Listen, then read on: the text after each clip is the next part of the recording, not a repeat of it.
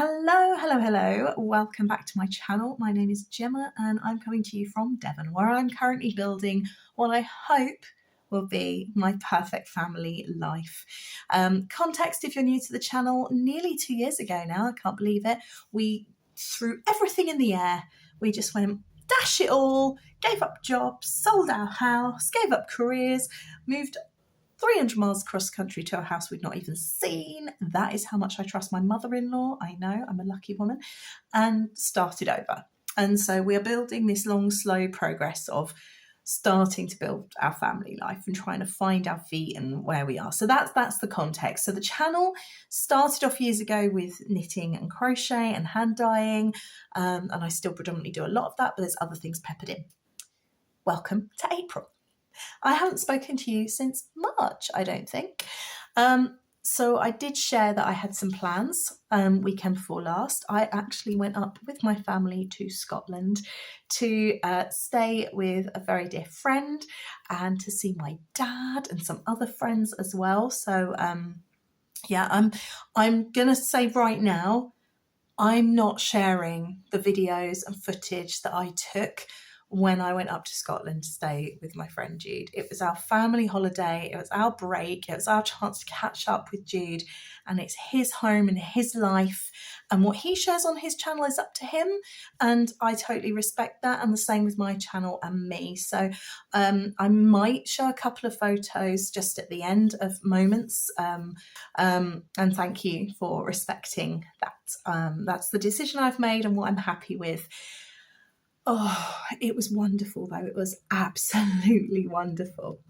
So while we were on our way to Scotland, we drove to Scotland and we had a lot of car time, and my husband decided he wanted to drive the whole way. So I was left with, was it 3 and then 4 and then another 5, so that's 9 plus another 4, so that's 13, about 26 hours of car knitting, which was utterly glorious, utterly glorious, and I have projects to show for it. So buckle on up, kids, let's share. Okay, so let's get into it.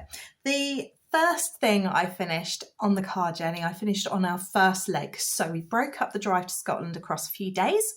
So we left from work on Thursday afternoon to drive just about an hour outside Birmingham to a travel lodge there. So we had about a 2.5 hour drive. And as luck would have it, I had found my missing ball of yarn to complete my Boxing Day socks. So I got them finished. I'm so excited. This project had been stagnating because I'd lost this mini ball of yarn, but I found it. So there we go. There's one and there's 2. They're so cheerful. This is yarn I actually found in a local charity shop. I opened their yarn bin and I was like, that's hand-dyed yarn. That's hand-dyed yarn with a coordinating mini, and it looks beautiful and Christmassy, and they want £2 for it. Yes, please, thank you. It had started to be knit and then had been unravelled and put back into something else. So there was kind of a partial ball and a ball, and then the mini, which is this bright green. Now the partial ball and the ball, like this variegated one, I'm 90% certain it's a DK weight yarn. The mini, however, pretty sure is a 4-ply, but whatever, they went together and I wasn't allowed to fuss. I cast these on Boxing Day 2024 and got them finished on the way up to our travel lodge. So I have had some issues with my DK weight socks. I've knit them, I usually knit them on a 3.5mm needle, which is the size typically recommended. But actually, I really don't like the fabric I get for my DK weight socks. I find them loose and gappy, and I feel like I need a closer fitting sock.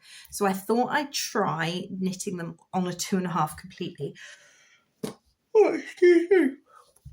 So that's what I did. And actually, I really like the fit. They are snug, but they're not like hugely gappy. If you can see, if I stretch them out, they're not gaping. Whereas with my other DK socks, which I don't have to hand, they do kind of gape a bit. And I really don't like that. So that's project number 1, and they're going to go away in my box ready for next year. I'm going to save them and see how many pairs I can make. My aim is to do away with commercial socks because I really like my hand knit socks, and I just had a new pair of trainers and I was wearing them at work, and one of my little girls said, I don't like your new shoes. I don't like them, Gemma. And I was like, oh, okay, that's a surprise. They're really smart, and they're bright white trainers like all the other practitioners wear. I thought they were, no, I prefer, you need to wear your old black ones. I'm like, oh. And then it hit me. I was like, is it because you can't see my socks? And she's like, yeah, I like your rainbow socks. I was like, oh, okay. So I have these kind of almost like Mary Jane style flats with little elastic that hold them on my feet, and they're dead comfy and very middle-aged, but I love them and they're great for work, and she can see my socks through them. So I was like, okay, I'm going to need to wear more socks and knit more socks for myself. So this little 3-year-old is kind of motivation for that as well, which is good fun. So yeah, so I cast on then, took with me another ball of yarn. And I think I'd already cast these on. No, I'd already cast these on, I think, hadn't I, for dog walking knitting. And this was Die Candy Birthday Cake from Perth Festival of Yarn 2018 or 19. Might have been 18. So Perth Festival of Yarn is now the Scottish Yarn Festival. They also have the Scottish Wool Producers Showcase, which is in the spring of each year. I hope I'm still getting that right. It's so long since I've made it up to an event up there. I will double check and correct myself, or if anyone involved or who knows and would like to correct me in the comments, then please do. I believe the Scottish Yarn Festival is going to be earlier this year. It's usually the first or second weekend in September. It's around about the 11th. I'm going to stop talking because I'm saying things I don't actually know, but I do believe it's earlier this year.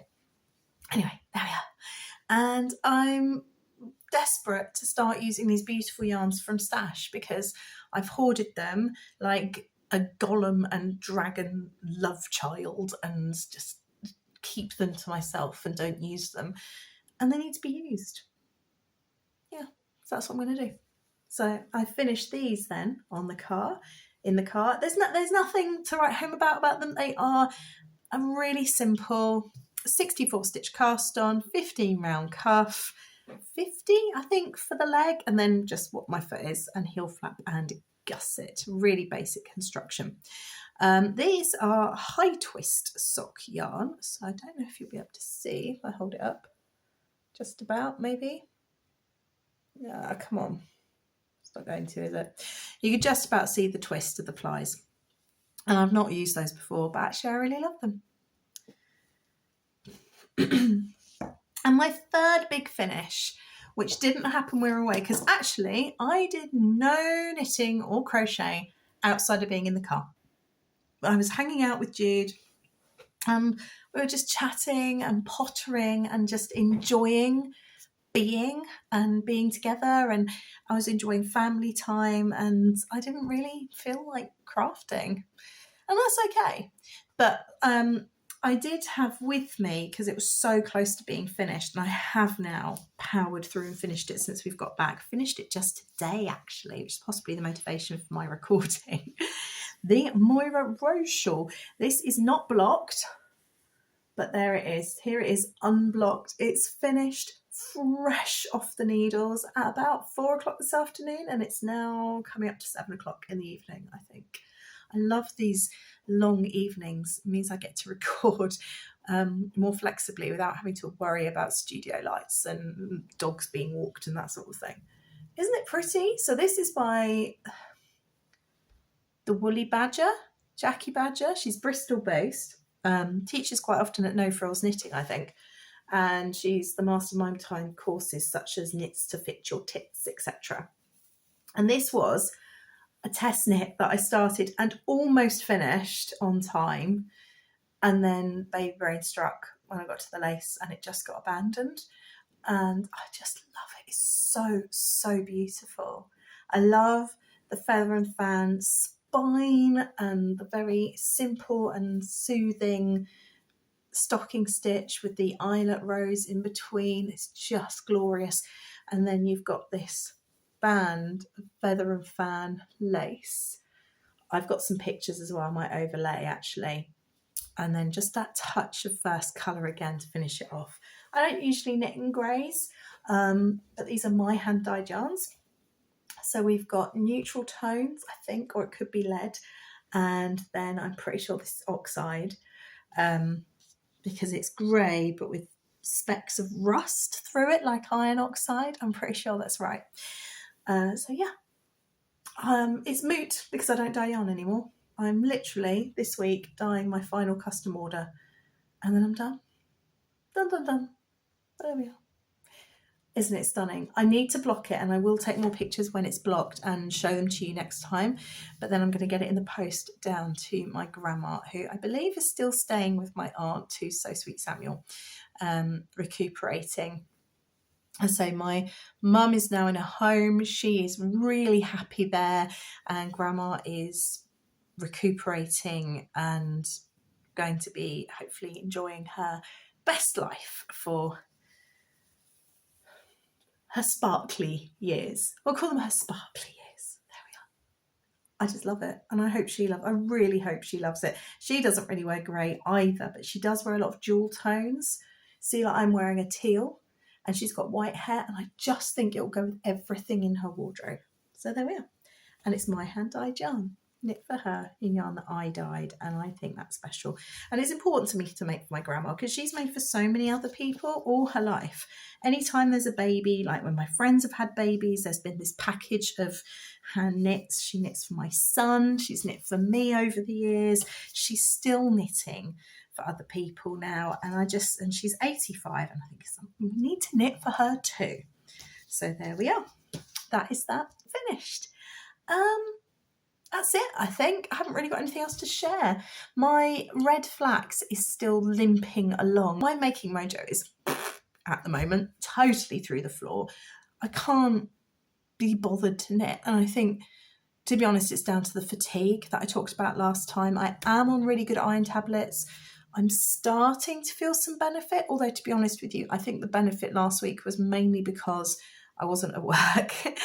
I wasn't run off my feet, and I was just filling my cup with all that good stuff. I'd seen my dad, we took Robin to Thomasland, which he absolutely loved, and he met the Fat Controller and all the trains, and he went on all the rides, and we thought he might be like completely overwhelmed by it and it'd be a complete, not disaster, but be quite tricky and stressful.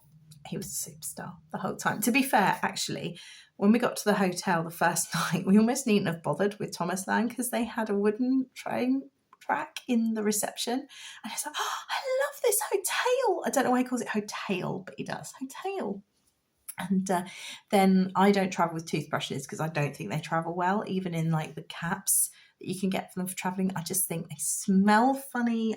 I don't like it. So I always buy a new toothbrush when we travel. We don't travel very often, so it usually ties in with when we need a new toothbrush, which works out quite well. And Alan whipped out this toothbrush for Robin, and he went, oh, a surprise toothbrush for me.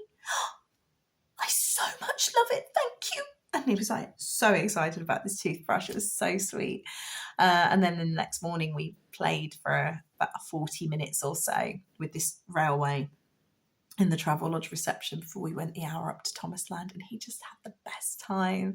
He was so happy and blown away, and he met the Fat Controller, and the Fat Controller gave Thomas some coal from his pocket, and we had a picture, and it was just wonderful. My one gripe is the markup on Thomas merchandise and toys, which you can buy in any toy store or Amazon or Argos, but the markup was like 30 to 40%. So we'd saved hard to go on this trip, and he had Christmas money saved, and we've been putting holiday money aside for him, and we thought he can choose himself something new because all his Thomas stuff, apart from some trains my mum's bought him, have been pre-loved. He's not had anything that's just new just for him. And we were so excited for him to choose for himself. And then we got there and we were like, wow, everything is out of reach because of this markup. It was crazy.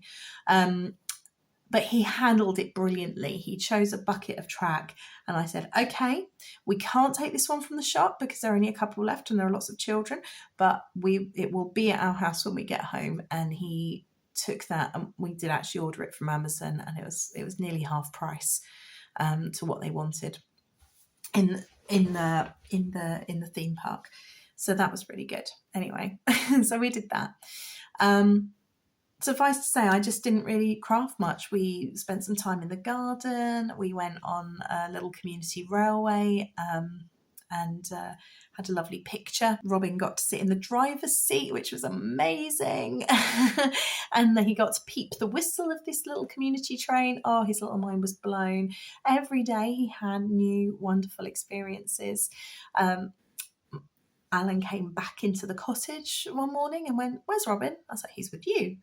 "No, he's not with me." We went outside, and there he is on the tractor of the farmer who farms the land. Well, he has a dairy farm next to Jude's cottage, and he was there's a special little seat with a safety belt, and obviously Alan knew that Robin was there. He was yanking my chain.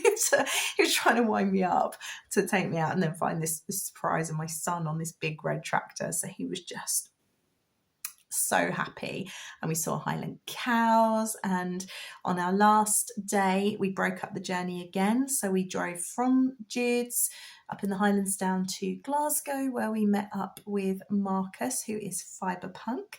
We had a little birthday exchange.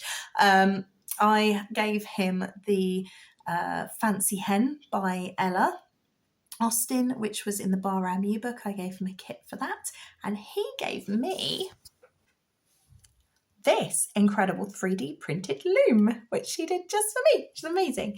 He's done a few of these, and you've got the little comb here and the needle, and it's sparkly and green, and it's got fibre punk embossed on it. So I'm gonna try my hand at weaving. Robin was very excited by this. He also gave Robin some 3D printed dinosaurs, which was amazing. So yeah, there's gonna be a new craft happening soon. So yeah, as I said, I just spent the time enjoying being with my friends. We had a day on the beach with my friend Ellen, who is Mrs. Lamb's Yarns, and that was really lovely. And yeah, it was just good to fill my cup, basically, and be with friends and breathe and be quiet and enjoy the magic of Scotland and the fresh country air and all that good stuff. So I've come home, and this second week of the holidays we've just been chilling, re-entering, and there's been some baking. So I've tried my hand at some muffins this morning that were new. I've not made those before. Making bread still. Made another quiche, so that's going well. And then yeah, just Easter weekend coming up, so they'll be baking for that for a family gathering. And I think I might make myself a birthday cake. Maybe. We'll see. Anyway, that's all there is from me this week. I hope you have had a lovely few weeks, and I will see you again very, very